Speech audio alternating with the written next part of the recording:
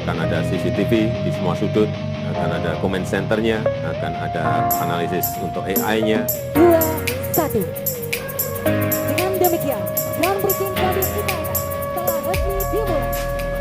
Halo sahabat Indo Newspaper. Oke, seperti yang kalian tahu, proyek pembangunan IKN Ibu Kota Baru Nusantara Indonesia di Kalimantan Timur kini terus digenjot-genjot oleh pemerintah Indonesia, guys. Dan tak main-main, lagi kabar yang mantap-mantap jos. Kini markas militer dan markas polisi Republik Indonesia pun akhirnya mulai dibangun, mulai di groundbreaking oleh Presiden di IKN Nusantara, guys. Nah, kemudian nanti kabar kedua masih terkait Kalimantan, guys. Pulau tempat calon ibu kota baru negara kita Indonesia, di mana baru-baru ini dari hasil penelitian disebutkanlah bahwa kita orang-orang Kalimantan disebut merupakan nenek moyang orang-orang di benua Afrika sana, guys. Cukup menarik nih. Nah, nanti kabar terakhir datang dari Angkatan Laut kita Indonesia, TNI Angkatan Laut, yang lagi-lagi mendapat 2 unit kapal perang baru. Nah, kapal apakah itu? Nanti kita bahas, guys. Sekarang kita mau bahas dulu nih, markas TNI seperti apakah? Dan sebesar apakah yang bakal dibangun di IKN Nusantara? Secara ibu kota baru, ya kan? Mau dibangun Smart City katanya. Dan lanjut, bagaimana pula nanti cerita orang-orang Kalimantan kok bisa dibilang nenek moyang dari orang-orang Afrika, guys. Penasaran beritanya? Cus, tanpa banyak bicara, mari kita bahas berita lengkapnya satu persatu, guys. Oke, kabar pertama datang dari markas khusus untuk militer dan polisi Ibu Kota Baru Nusantara Indonesia, guys.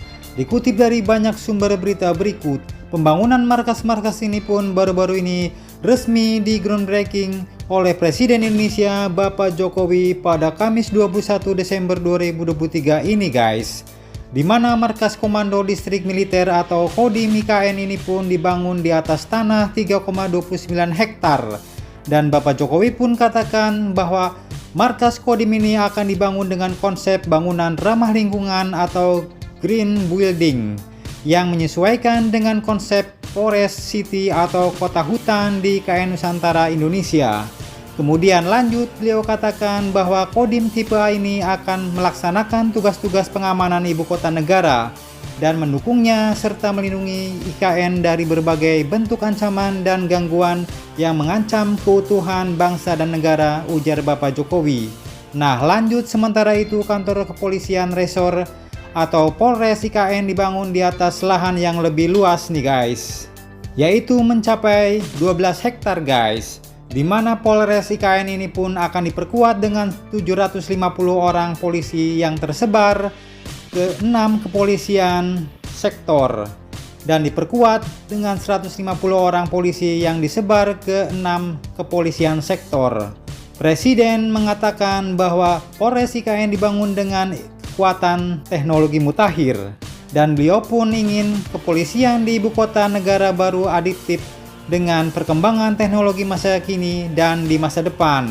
Beliau katakan, saya tadi disampaikan oleh Kapolri bahwa akan ada CCTV di semua sudut, akan ada comment centernya, dan akan ada analisis untuk AI-nya alias Artificial Intelligence. Kepintaran buatan, guys. Mantap jos. Nah, dengan ini artinya pengamanan dan teknologi di kota IKN di masa depan akan sangat-sangat canggih, guys. Bahkan akan ada analisis data dengan artificial intelligence untuk setiap kejadian-kejadian di setiap sudut kota yang dipantau dengan CCTV. Mantap jos. Oke, lanjut kabar kedua yang tak kalah mantap. Baru-baru ini ada kabar yang cukup mengejutkan bahwa orang-orang Kalimantan sebenarnya adalah nenek moyang dari orang-orang Afrika, guys. Memang agak kurang masuk akal sih. Secara kita orang Kalimantan warna kulitnya agak putih-putih, agak krem gitu, ya kan? Terus misalnya kalau orang Afrika itu disebutkan berasal dari Kalimantan, kok bisa pula berubah jadi gelap-gelap gitu, ya kan? Nah, ternyata para peneliti ini pun menemui bukti-bukti baru guys.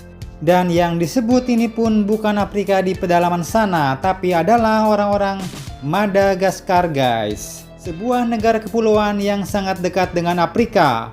Dikutip dari beberapa sumber berita berikut, seorang profesor paleobiologi di Universitas of Hawaii, bagian dari ekspedisi peneliti Gua Andrea Mamelo di bagian barat Madagaskar, yaitu Mr. David Barney, mengungkapkan bahwa lukisan itu menunjukkan bahwa penduduk di pulau yang berdampingan dengan benua Afrika tersebut punya hubungan budaya dengan penduduk purba di Kalimantan dan juga Mesir.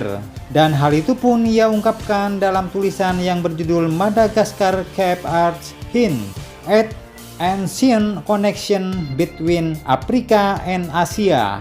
Nah lo, bukan kaleng-kaleng Kalimantan nih guys.